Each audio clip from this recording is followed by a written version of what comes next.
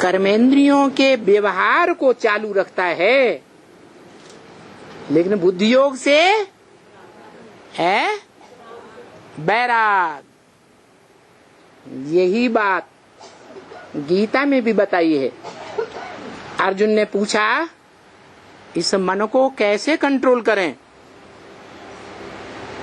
तो भगवान ने बताया अभ्यासेन तो कौन्तेय वैराग्येन च गृह्यते। हे अर्जुन, बार बार अभ्यास करो। जो एक ही है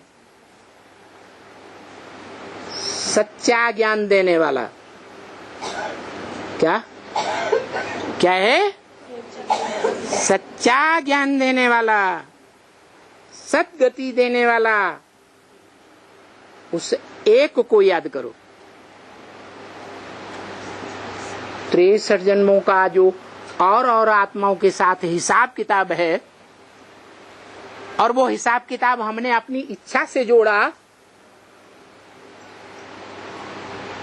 या जबरदस्ती जोड़ा है? इच्छा से जोड़ा। तो जिन आत्माओं के साथ हिसाब किताब जोड़ा है सुख दुख का, वो अपना हिसाब किताब लेने आएंगे या नहीं आएंगे? ये तो अंतिम जन्म है। इस जन्म के बाद तो कोई जन्म होने वाला नहीं है। तो वो आत्माएं अपना हिसाब किताब कोई न कोई रूप में लेने आएंगी।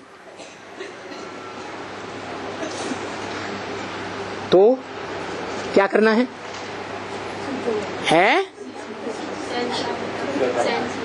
अभ्यास। बार बार स्मृति में आए, बार बार संकल्पों में आए। संकल्पों में आकर के हमारी संकल्पों के द्वारा शूटिंग करें, रिहर्सल करें। और हम क्या करें? हम बार बार उनकी स्मृति को, उनके बारे में जो संकल्प आता है उस संकल्प को बिंदी लगा दें, बार बार लगाएं। 63 जन्म में 1 2 4 की बात है या अनेक बार की बात है? 20 बार की बात है, सैकड़ों बार की बात है, 1000 बार की बात है, या पता नहीं कितने लाख की बात है? एक ही जन्म में कितने हिसाब किताब जोड़े होंगे? अभी भी बाप कहते हैं तुम बच्चे आंखों का जो विविचारी लगाव है वो 10-20 बार दृष्टि की भूलें तो रोज ही करते होगे।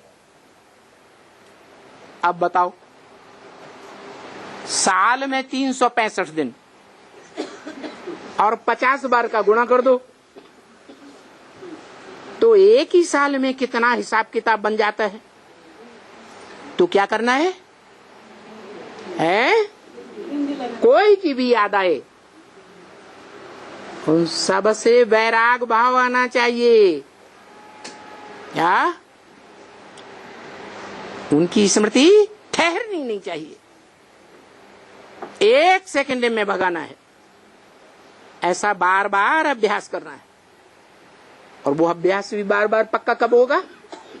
जब वैराग, उन आत्माओं से कोई प्यार न रहे, कोई राग न रहे।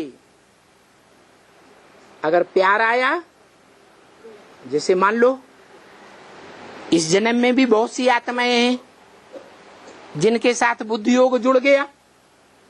जुड़ता है कि नहीं? ज्ञान काल में, अज्ञान काल में, लोहे की जंजीरों में, सोने की जंजीरों में बुद्धि फंसती है या नहीं फंसती है? अरे नहीं फंसती? फंसती है। तो हिसाब किताब बनाया ना है, समझ लो। चाहे इस जन्म के हो, चाहे पूर्व जन्मों के हो, वो सब धोखेबाज हैं। कितना भी प्यार दिखाएं, हम तुम्हारे बड़े हेजे हैं, हमसे ज्यादा तुम्हें प्यार करने वाला इस दुनिया में कोई मिलेगा नहीं। बिल्कुल विश्वास नहीं करना। क्या? एक शिव बाबा में अटल निश्चय, एक शिव बाबा ही कल्याणकारी है, बाकी सब अकल्याणकारी है। तो बताया, देखो वो सारे ब्रदर्स का गुरु, सारे ब्रदर्स का बाप, सभी स्टूडेंट्स का सुप्रीम टीचर, वो बाप भी है। क्या? ज्ञान का बीज तो बोलने वाला वो बाप भी है। वो हमारे अंदर ज्ञान का ऐसा बीज बोता है कि हमारी आत्मा को ये पता लग जाता है क्या कि इस ब्राह्मण जन्म में हम कौन से ऊंचे धर्म की रिहर्सल कर रहे हैं, कौन से ऊंचे या नीचे धर्म में जाने वाले हैं, कौन हमारा धर्म पिता है। हम किस बाप के बच्चे हैं? सूर्यवंशी बाप के बच्चे हैं, चंद्रवंशी बाप के बच्चे हैं, इस्लाम वंशी, बौद्ध वंशी, क्रिश्चियन वंशी के हैं, कौन से धर्म के हैं? हमें पता जरूर लगेगा। बाप के दिए हुए ज्ञान से, ज्ञान की व्याख्या से पता लगेगा। उस ज्ञान का कोई महत्व नहीं जो गहराई तक समझा हुआ न हो, समझाया हुआ न हो। हम उस ज्ञान को दूसरों को समझा न सकें, जिसकी रिहर्सल भक्ति मार्ग में भी हुई, अभी भी हो रही है।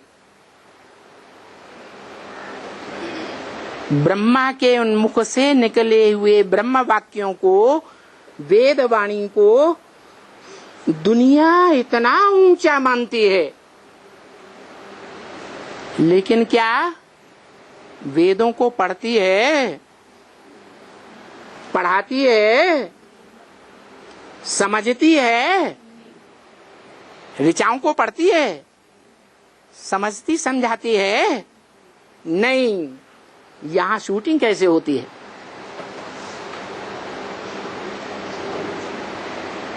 यहां रिहर्सल हो भी रही है हम बच्चों के द्वारा, और आगे चल करके सारी दुनिया जब वसुधैव कुटुंबकम बनेगी, उस समय कोई भी ब्रह्मा मुख से निकली हुई उस वेद वाणी को, उस ब्रह्म वाक्यों को कोई नहीं सुनेगा।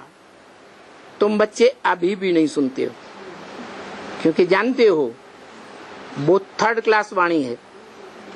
क्या? थर्ड क्लास मुरली है, जो कागजों से पढ़कर सुनाई जाती है, सुनी जाती है। सेकंड क्लास जो मुख से सुनाते हैं, वो सेकंड क्लास वाणी जो टैप रिकॉर्डर से ज्यों की त्यों सुनने में आती है, वो भी उसकी बराबरी नहीं कर सकती। जो सन्मुख बैठ करके हम भगवान सुप्रीम टीचर सदगुरु के सामने बैठ करके सुनते हैं, समझते हैं, और समझाने वाला हमको गहराई से समझाता है, तब हमारी बुद्धि में बैठती है। और जब बुद्धि में बैठती है, तब हमको पता चलता है हम किस धर्म की आत्मा हूं। कौन सा हमारा धर्म पिता है और उस धर्म में मैं कौन सा ऊंचे से ऊंचा पार्ट बजाने वाली 84 जन्मों की कौन सी पात्रधारी आत्मा हूं। राम हूं, कृष्ण हूं, लक्ष्मण हूं, ढेर के ढेर पात्रधारी है।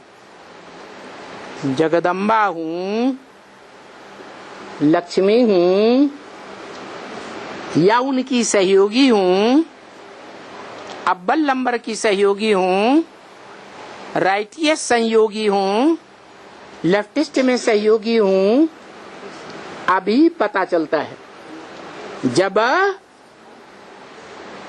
तुम बच्चे गीता ज्ञान से ऊपर उठ करके गीता ज्ञान अमृत को धारण करते हो। क्या जो मुरली में बोला, ब्रह्मा मुख से बोला, अभी गीता ज्ञान तो कहेंगे लेकिन गीता ज्ञान अमृत नहीं कहेंगे, तो फायदा कैसे होगा? अमृत पीकर देवता बनते हैं, अमर बनते हैं, या सिर्फ गीता का पाठ करने से, गीता को पढ़कर दूसरों को सुनाने से, सुनने सुनाने से देवता बनते हैं, या गीता ज्ञान की एक एक शब्द की, एक एक अक्षर की, एक एक श्लोक की जो असलियत है उसको जान करके हम अपने 84 जन्मों के पार्ट को जान पाते हैं। कैसे जानते हैं? है? गहराई में जाएंगे तब जानेंगे, या बेसिकली ज्ञान को उठाएंगे? जैसे प्राइमरी के बच्चे सूरदास के कवित्व को, तुलसीदास के कवित्व को, कबीरदास के दोहों को रट तो लेते हैं, रट कर अपने बाप बाप को सुनाते हैं, लेकिन उनकी गहराई उन्हें तब पता चलती है जब हायर क्लास में बीए एमए की पढ़ाई पढ़ते हैं, तो उन्हीं कवित्वों की, उन्हीं चौपाइयों की, उन्हीं दोहों की ऐसी गहराई प्राप्त करते हैं कि उनको बहुत खुशी होती है कि असली बात तो अब हमने जानी। जैसे तुम बच्चों को जब आरंभ में सतो प्रधान स्टेज में तो ब्रह्मा के मुख से निकले वेद वाक्यों का ज्ञान मिला, गहराई से व्याख्या मिली, तो तुम्हारी खुशी का पारा चढ़ गया था या उतर गया था? चढ़ गया था। क्यों चढ़ गया था? क्योंकि है गीता ज्ञान के रहस्य को, जो गीता में लिखा है, गुह्यात गुह्यतरम ज्ञानम, गुह्यते गुह्य ज्ञान में तुमको सुनाता हूं। तो मां बनकर के प्राइमरी स्तर का ज्ञान सुनाता हूं, या सुप्रीम टीचर बनकर के हायर अथॉरिटी का ज्ञान सुनाता हूं?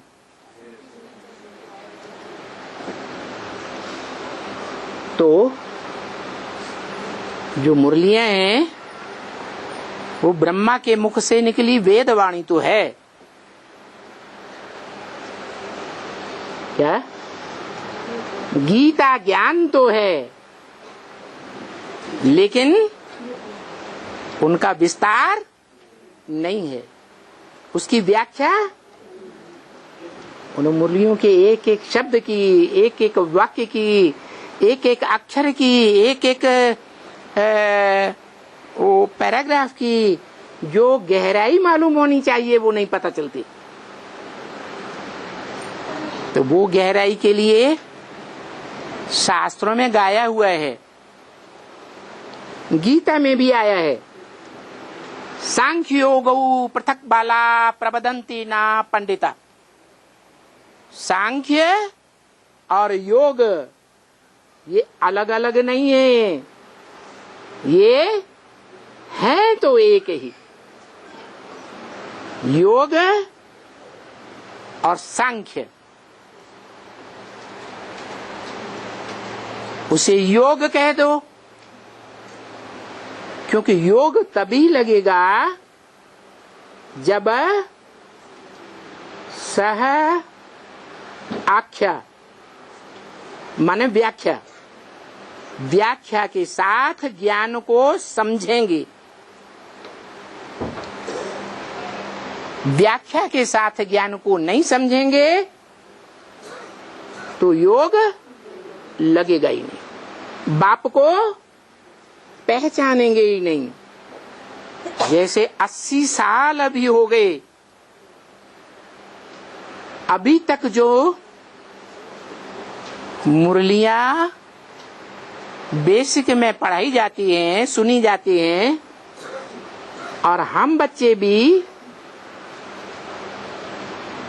जितना बुद्धि ने ग्रास्प किया उतना उन मुरलियों की गहराई को नीमकी में खतरे की तरह अधूरा समझे हैं या संपूर्ण समझे हैं? अधूरा समझे हैं। इसलिए बाप अभी भी रोते हैं। बच्चे त्रिमूर्ति के चित्र को समझाओ, बाप का परिचय दो, बच्चे तिक तिक बहुत करते रहते हैं, अपने अपने तरीके से बाप का परिचय देते ही नहीं। तो क्या त्रिमूर्ति चित्र में ब्रह्मा कुमारियां जो ज्ञान दे रही हैं, एडवांस में जो ज्ञान दिया जा रहा है कि त्रिमूर्ति का चित्र यथार्थ नहीं है, तुम बच्चे यथार्थ चित्र बनाओ। तो बुद्धि में तो यथार्थ चित्र आया कि ब्रह्मा दाढ़ी मूछ वाला वो असली ब्रह्मा नहीं है, उसकी तो पूजा मंदिर मूर्तियां बनती नहीं। असली कौन है? उसका असली रूप है जगदम्बा, जगत की अम्बा, बड़ी ते बड़ी मां, जिसका तामसी रूप जब दिखाया जाता है तो महाकाली के मस्तक पर कौन विराजमान है? कौन है? चंद्रमा। वो ज्ञान चंद्रमा ही जब अपना वयोवृद्ध शरीर छोड़ करके कोई माता के तन में प्रवेश करके पाठ बजाता है, जो माता असुर संहारणी शक्तियों के बीच में सबसे बड़ी शक्ति गाई हुई है, इस दुनिया में जो भी असुर मात्र हैं सबका विनाश कर देती है। सारी दुनिया रावण संप्रदाय बन जाती है या कोई रह जाता है? सारी दुनिया, चाहे बेसिक के ब्राह्मण हो, चाहे एडवांस के ब्राह्मण हो, चाहे दुनिया के कोई मनुष्य राक्षस जैसे हो, वो सब दुखदाई राक्षस बन जाते हैं। एक दूसरे को दुख देने से चूकते ही नहीं। ऐसे असुरों का वो असुर संहारिणी क्या कर देती है? खात्मा कर देती है। तो वो है असली रूप किसका? ब्रह्मा का। तो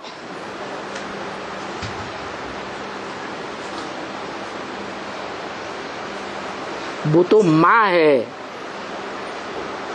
क्या? माँ है, बाप नहीं है। जो बाप भी है जिसने यज्ञ के आदि में ज्ञान का बीज भी डाला ब्राह्मणों में, जो अव्वल नंबर माता ब्रह्मा भी है, अव्वल नंबर ब्रह्मा अर्थात परम ब्रह्म भी है। पतित पावन है, पतितों को पावन बनाने वाला है। कैसे है? जो पावन देवताएं थे वो पतित कैसे बने? है किसके किसके संग के रंग से? है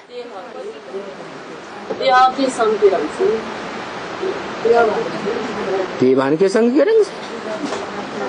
कौन देववान है?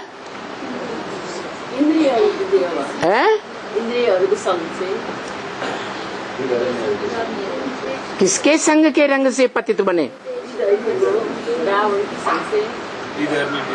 अरे रावण कौन है? 10 सिरों वाला? ये तो झूठी बात है। 10 सिरों वाला तो कोई दुनिया में ना हुआ है ना होगा। अगर हुआ होता तो जन्म कैसे होता उसका? अरे 10 सिर वाले का जन्म हो सकता है? फिर झूठी बात क्यों पकड़ ली? 10 सिर वाला माने कौन? धर्म पिताएं। 10 धर्म है दुनिया में।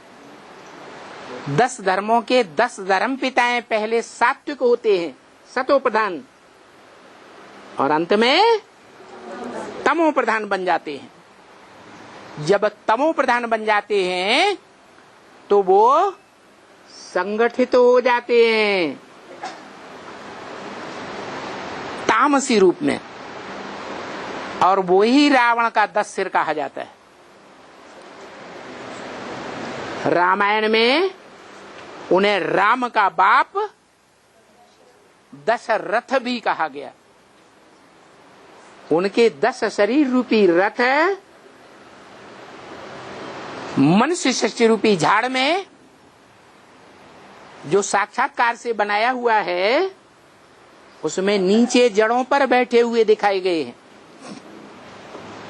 10 रथ हैं या नहीं है? वो 10 रथ है। कलयुग के अंत में तामसी बन जाते हैं, और उनका जो संगठन है वो ही रावण का रूप कहा जाता है। उनमें भी 10 सिरों में भी एक सिर ऐसा है जो 10 सिरों का भी बाप है। कौन है? कौन है? है वो गधा है। गधे को कितना भी ज्ञान में स्नान कराओ फिर भी क्या करेगा? है क्या करता है? फिर धूल में लेट जाता है। लेट नहीं जाता है, आराम से लोट पोट होता ही रहता है। तो जो 10 सिरों का बाप है, काम क्रोध लोभ मोह अहंकार, पृथ्वी जल वायु आज्ञा, वो 5 जड़ तत्व रूपी शरीरों का बाप है। वो बाप जिससे 5 विकार पैदा होते हैं वो क्या है? देवभान रूपी गधा है। क्या? वो देवभान रूपी गधा है।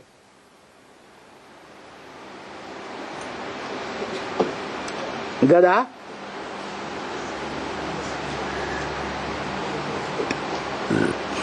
गधा क्यों कहा गया है? अरे गधा अपने बाप को पहचानता है? जानवर है, बाप को कैसे जानेगा?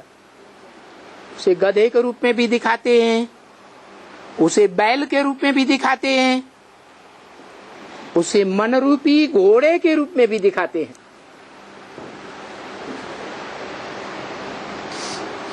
गधा कहो, घोड़ा कहो, बैल कहो, वो तीनों रूपों में शंकर के शरीर रूपी रथ में कहीं दिखाया जाता है?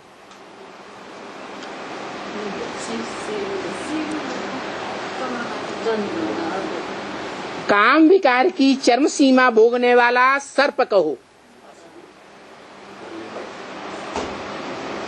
शंकर के शरीर में दिखाया जाता है या नहीं? कौन है? गले में कौन? वासुकी नाग, वसु का पुत्र वासुकी।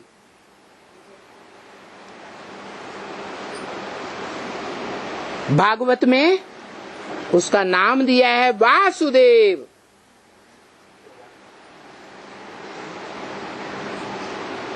किसका बच्चा है? वसुदेव। वसुदेव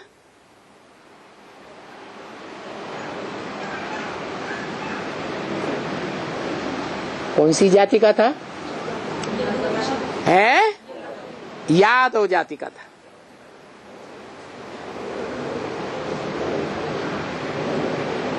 अभिज्ञान में हम बच्चे जानते हैं कि बाप विदेशी बनकर आया है या स्वदेशी बनकर आया है? विदेशी बनकर आया है। मन विदेशी है नहीं, लेकिन देखने में क्या आता है?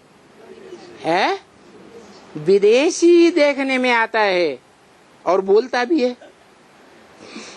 मैं विदेशी बनकर ना आता, जो विदेशी महाव्यभिचारी होते हैं। भारतवासियों की भांति मर्यादा पुरुषोत्तम होते हैं या मर्यादाहीन व्यभिचारी होते हैं? व्यभिचारी होते हैं। मुसलमानों को उठाओ, चाहे क्रिश्चियंस को उठाओ, चाहे पारसियों को उठाओ, चाहे इस्लामियों को उठाओ, चाहे एकदम नास्तिकों को उठाओ, रशियंस को, सब व्यभिचारी। तो ऐसा विदेशी बनकर बाप आया है। और तर्क क्या देता है? मुरलियों में तर्क भी देता है कि विदेशी बनकर क्यों आया हूं? विदेशी बनकर ना आता तो तुम बच्चों से मिल भी नहीं पाता। जो तुम बच्चे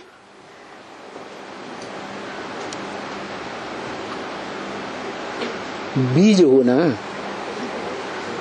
अलग अलग धर्मों के है, अलग अलग धर्मों के बीज हो या नहीं हो, है तो तुम बच्चों से मिल भी नहीं पाता। फिर तो मर्यादा पुरुषोत्तम बन जाता, फिर मिलना भी नहीं हो सकता। इसलिए मुझे बीज की यादगार कौन सा फल दिखाते हैं?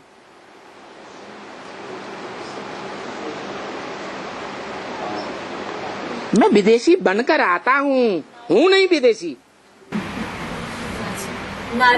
नारियल नाम क्या रखा? नारियल। रियल नहीं, रियल पार्ट नहीं बजाता है, देखने में आता है। क्या क्या देखने में आता है? विदेशी है, व्यभिचारी है। स्वदेशी मर्यादा पुरुषोत्तम राम जैसा नहीं है, एकलव्य नहीं है, ऐसा देखने में आता है। मना रियल नहीं है जो देखने में आता है। रियल पार्ट है या नारियल पार्टधारी है? नारियल पार्टधारी है। वो नारियल कोई भी शिव के मंदिर में चले जाओ, देवियों के मंदिर में चले जाओ,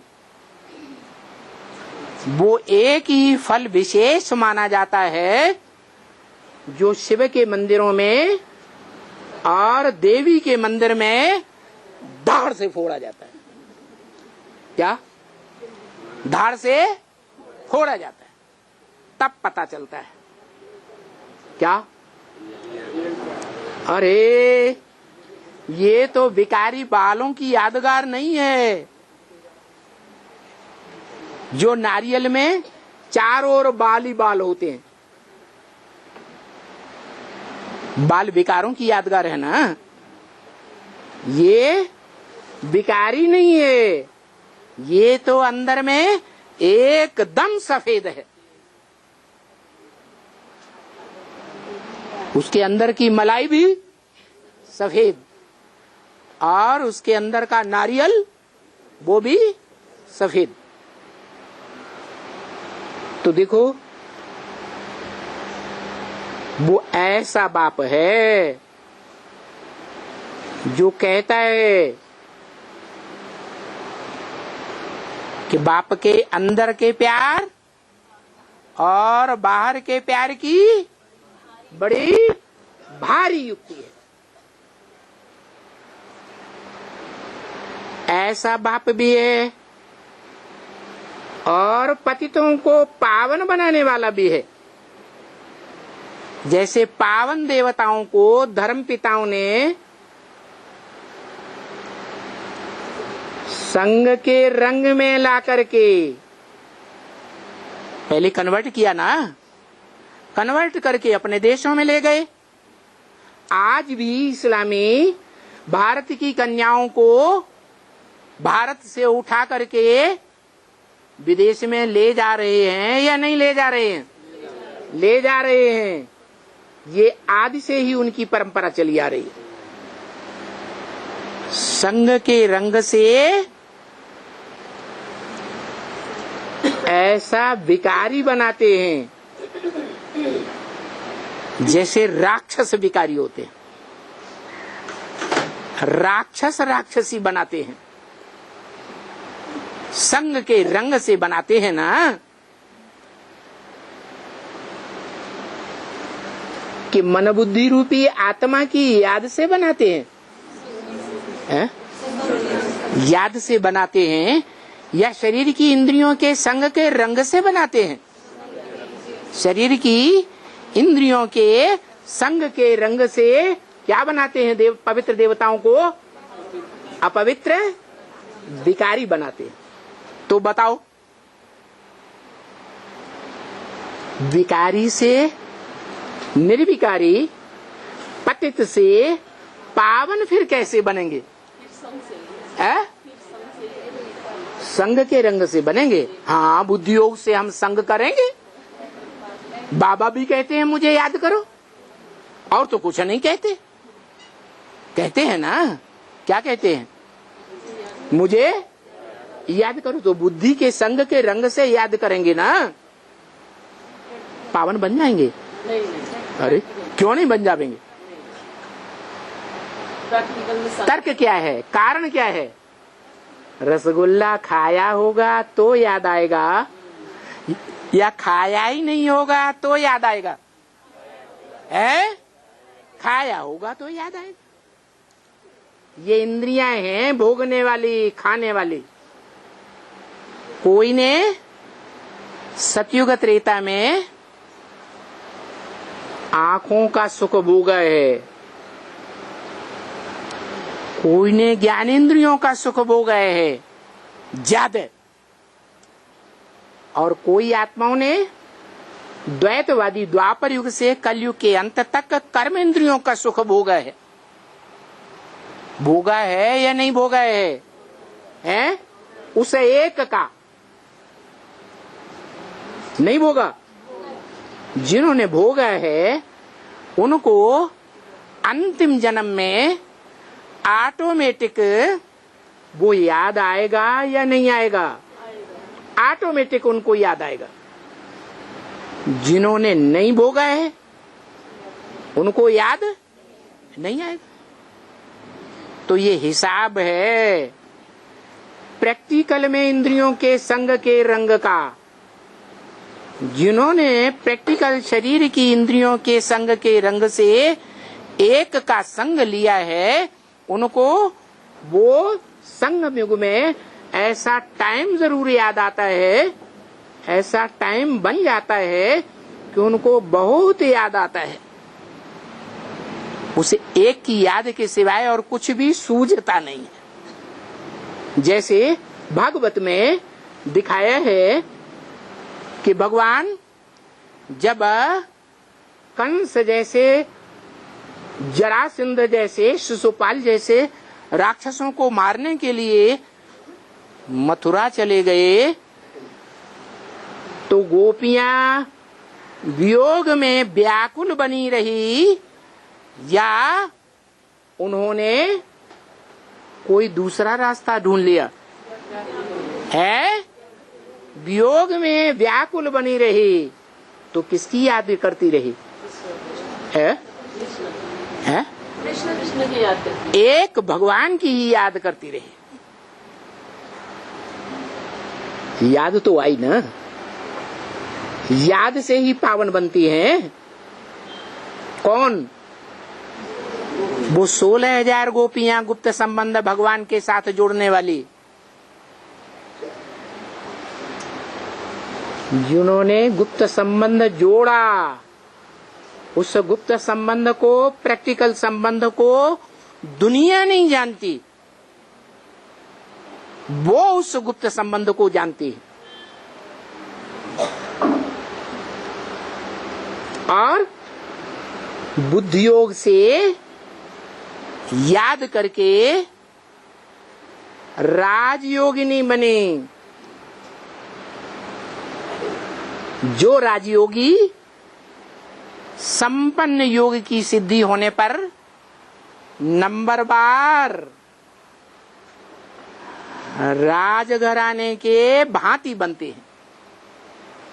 84 जन्मों में राजघराने, राजाई करने वालों के घराने होते हैं या नहीं है? आज भी हैं या नहीं? भले 5 साल का प्रधानमंत्री है, उसका भी घराना होता है या नहीं है? संघ के रंग में आने वाले होते हैं प्रैक्टिकल में या नहीं?